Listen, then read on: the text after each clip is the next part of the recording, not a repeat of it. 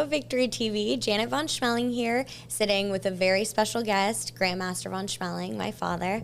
We are going to dive into a very awesome history of what we teach in Victory, which are our life skills. And I'd love to hear the origin story of how did that start? Well, first, my father was a drill sergeant, a teacher, a comedian, a very tough guy, a hard worker, a dedicated protector. I mean, he was my first hero. And when I used to compete as a child, compete with adults, he would always go to watch me compete at the tournaments. He was always give me advices. Even so, he never did martial art. He will always advise me what to do or what not to do, or when should I not fight with a particular person because it was so brutus. And he would say, "Son, you don't need to fight with him. He's too brutus." And anyway, when I make 18 years old, I also graduate high school, and I also make my black belt in December. I remember graduate high school in November, and then in December I make my black belt. And then of course I was competing, and the whole year I was competing in tournaments and winning the tournaments as a brand new black belt, which is make me very I would say popular. And then I also was training martial art a lot, and then I was working in an insurance company as the insurance adjuster. I was in the claim department, but then they start to question some directors, how come a very young person, 18 years old, was in charge of such an important department. And they then also, because I start to see something very suspicious happening in the company, and I start to question something that I should not. And basically my friend also was my boss. He said, "You should quit the insurance and go to open a martial arts school." And I go like, "No way I want to open a martial arts school. I mean, all the martial arts school operators, they're struggling financially. They're not having a good lifestyle." And he say, "Well, Master Osuna," at that time, they call him Dr. Osuna. Dr. Osuna has a martial arts school. "Yeah, but he's a doctor from he has money. It's different. He's different. He's not from martial art." I say, "Yeah, but he does it." And I go like, "Well, I really enjoy and look up to Master Osuna a lot." And then actually, in that moment, Master Osuna was moving his school, and we used to go to train at his school with many others. And every afternoon, we go and train and spar. And actually, Master Osuna built his own building and moved in that school. And I say, "Hey, would you sell me your old school?" And he said, "Yes." And he sold me his school. And basically, I quit the insurance company at that time and start to go into the law school also. Then I left that also. And I didn't know that. Yeah, and I choose to open my martial arts school. And I pay Master Osuna, and I open the martial arts school. But then when I gonna open, I ask for the license to the Paraguayan Taekwondo Federation, and they say, "No, you cannot have the license because you're too young." And I go like, "Then what am I gonna do now? I quit my job. I start going to college, and now I need to." And they say, "Okay," and then I kind of like begged them to allow me to. And the main reason they didn't want me to have a martial arts school in that time was because I was the national champion, and I just win one of the biggest tournament, and I was in the newspaper that I beat one of the top master instructors, something like that. And in those days, whoever is the most popular competitor also attract the most students, and they don't want to. You were going to take all their students. I'm going to take their students. Yeah. Them. All the way back then, that was a concern. Yeah, Politics all the way back. Then they go like, "Okay, we're going to allow you to teach kids and women only, not adults." And no women and kids, children in those days were doing martial art. If the women were doing was some women with very masculine energy. Yeah. And kids, I mean, no, because that was so rough. And now I go, okay, then I'm gonna have to teach kids and women, and I start to promote to teach kids and women. And at the same time, when I bought Master Osuna's school, was a little store next to my school. And my father, and I have some money because they gave me some severance from the insurance company. I had some money, and I told my father, why you don't move here your shoes repair? Because my father did his entire life repair shoes for a living, and he always worked from home. The problem is we live in a place that's called, a city is called Lambaré, which is outside the city, outside the where the rich people live. Then my father's client, they weren't the best wealthy people. They have shoes, but they usually they have not money to repair their shoes. And my father was struggling to have good clients. And I said, why you don't move your place there, and I'm gonna pay the rent for you, and then you can have your shoes repaired with better clients. Better client next to my martial arts school. And then he accepted, and he opened, and then I started teaching the kids. And basically, my classes start around 4 o'clock in the afternoon, and basically he's around 5 o'clock. He will be ready to go home. That he need to, but he was so much on hygiene that he will take like 1 hour of cleaning his hand and taking the dye from his fingernails, and then he will come and watch my class, watching me teach, because those days the school has one of those metal rolled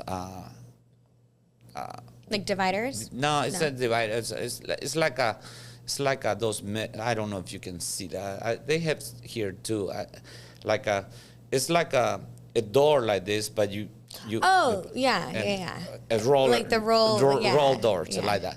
And of course we don't have AC. Yeah, we don't have AC or anything like that. Garage door. It's like a garage door. Yeah, but you just like. And that I will open. Not automatic. Yeah, no. Then I will open that, and my father will come and watch me teaching and watch me, and then he will call me like this and say, "Son, come in. Make sure you see how that mother there, every time you say about something, she really like it. Make sure you reinforce the talking about the discipline, how they need to do at home, the kids." And then he will make sure you reinforce how the behavior. You see how these kids putting his chest out like this, because my father will always make us put our chest up and the shoulder back, and he will say to my sister or anybody, if you don't put your, I'm gonna tie a board behind your back, and you're gonna walk like that from now on. He just say that.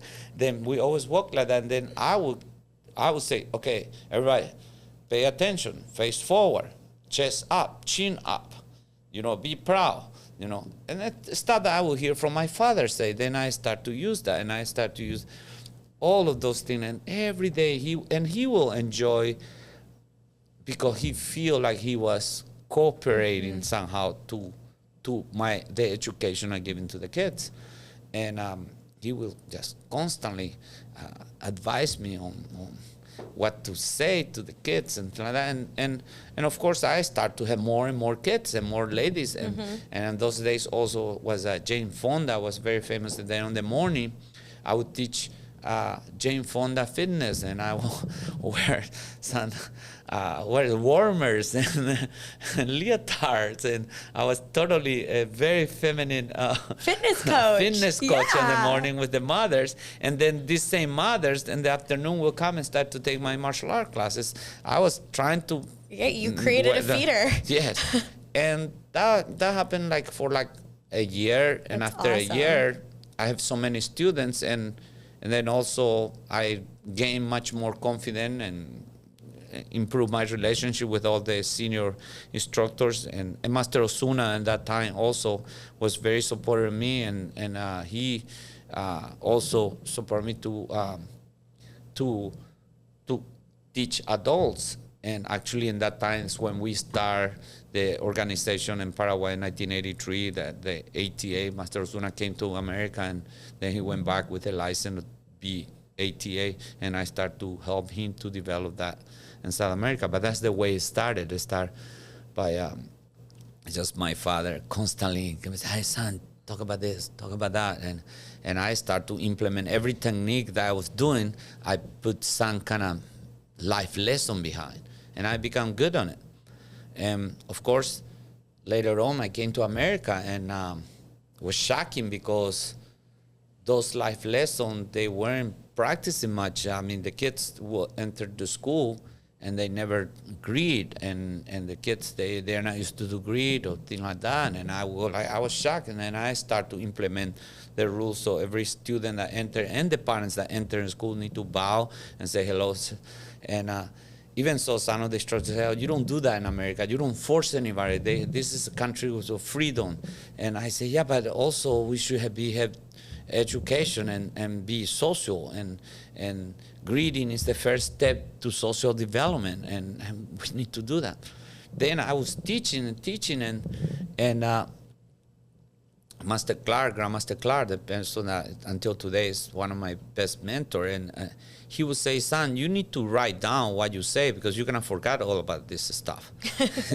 Because I was teaching and he would hear me saying stuff in class, but I was just making it up based on you were on feeling. The fly, yeah. Yes, totally. Based on what I was observing. And I never wrote it down until later when I moved to Orlando and I opened first school. I start to write it down.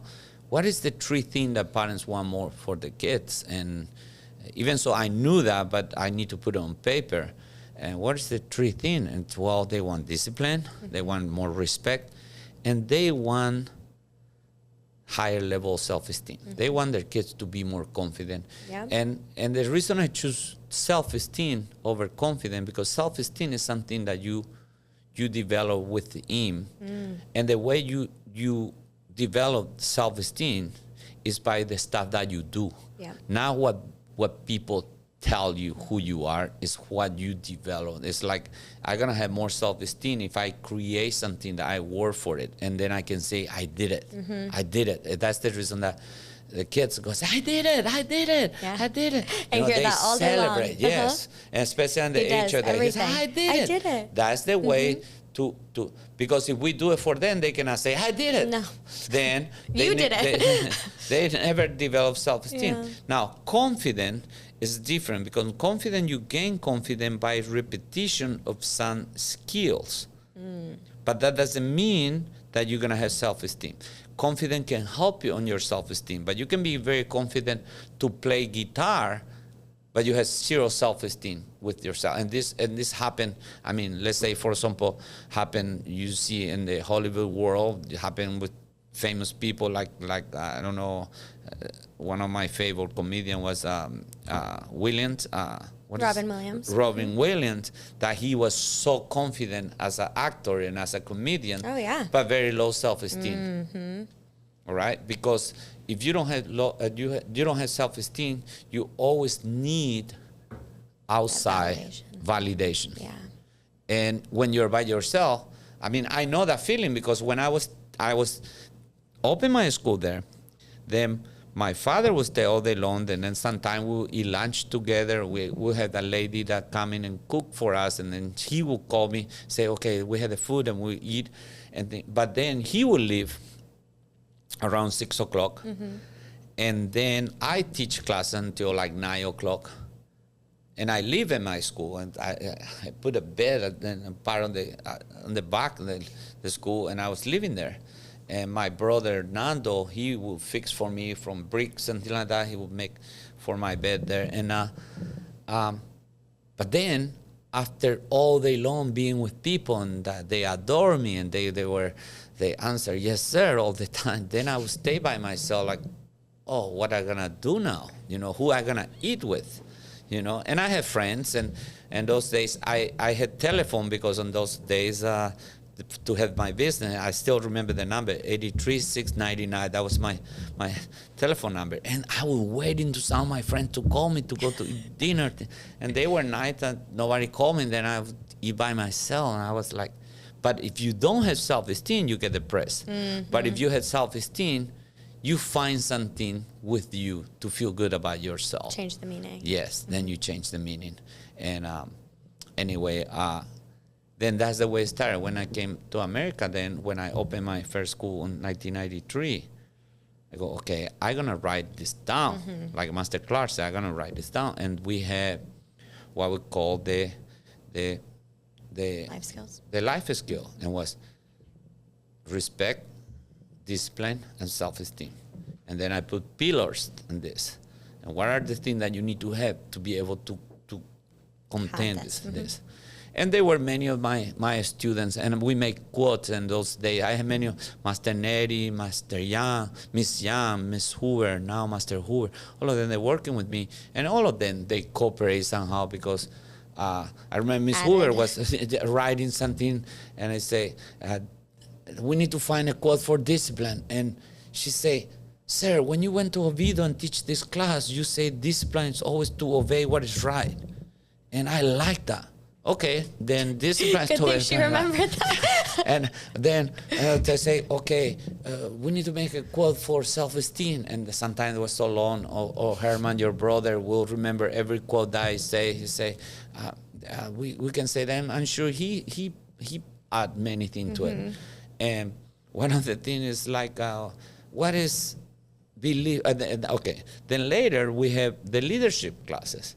And then because I read about leadership and I enjoy reading about great leaders through history, I go, what are the three things? Because I want 6. I only want 6 because we test every 2 months. And then if I had 6, then and those days we test every 2 months, then I will have a life lesson for every month for a year. And then we will repeat it. Then now I'm thinking, okay, what are the great leaders through history they have in common? And one is belief. And when I say we need to teach belief, people go, many of my instructors say, no, sir, you can't teach beliefs. Don't mix it, because then people are going to think it's a religious belief and this and that. I say, no, we believe is believing in yourself. Then, okay, we need to have a quote, believe in yourself. Well, we were saying when we agreed and everything, yes, I can. And somehow say, well, belief is that you can. Okay, then let's just put beliefs, yes, I can. Then that's that. Them, another thing that leaders they have is integrity. I mean, they walk the talk. Then integrity, but then when I thinking about how I'm going to communicate with the parents, many times I have parents that come and say, oh, I'm so mad with my child because he lied to me. He lied to me. And that, even so with all of you, for me, integrity and lying was so painful because for my father, at a high value. For my father, that was such a high level and for my mother. But then that was so ingrained in me that I tried to, and then I noticed how much the parents appreciate their kids. They are not lying, and the kids are being honest. And say, okay, I gotta put honesty, because great leaders, they have integrity. Meaning, if you look at, I don't know, Martin Luther King, he has a belief, and then he has integrity because he act on what he was telling other people. Okay, he say no violence, no violence, no violence. Or Gandhi, no violence, no violence, and they don't act on, Or Jesus said you need to love even your enemies, and then he go, you need to die for it, you die. Then or Abraham Lincoln that trying to keep the United States together, and if we need to go through a war for that, and then we're gonna go through a war, this, or to help to the proclamation, the emancipation, And anyway, then I look at, okay, leadership is about believing, is about having integrity, and what else? Okay, well, I just mentioned all these leaders, say what they have in common also, fantastic communication skill. And what is our kids need? Fantastic communication skill. Then I put communication. Then we put the book together, and then we had the life skills. So there's 6 life skills total, but 3 started in the basic, and then the next 3 came later for leadership? Not necessarily later, but because our program was, we had a basic program, and we had a leadership program in those days, and now we need to give them a higher level of, I would say, of leadership information to the students. And because any human being, to be able to not just survive, because what happened, the way I see life is like we were indoctrinated to survive, not to succeed. We were and even financially, even in America, you say, okay, if you ask any regular person what they want, is they want financial security. All right, that means that's just surviving. That's bare minimum. Yes, Yeah. there's if I can just have a job where I can Pay my bills. make enough money to pay my bills. That was an indoctrination by a group of people that they want to have a bunch of people working for them. But if we can train to be a leader, not just to be a middle class, and nothing wrong to be middle class, but it's something much more than just being a middle class, because middle class usually they are it's like the economy right now, or it's going to be an election, they all depend on who's going to be more affected. It would be the middle class. Yeah. Because the really poor people, they are not affected as much anymore, because or they're going to resist, and especially in this country they're going to resist some help somehow.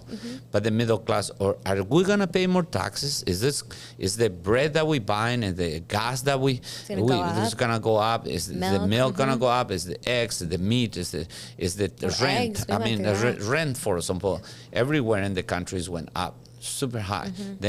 But then interest rate, then if you are middle class, you are the one, you are constantly feel it the most. Yes. Then what I want to teach these kids from the beginning is not to be a middle class, to aim for more.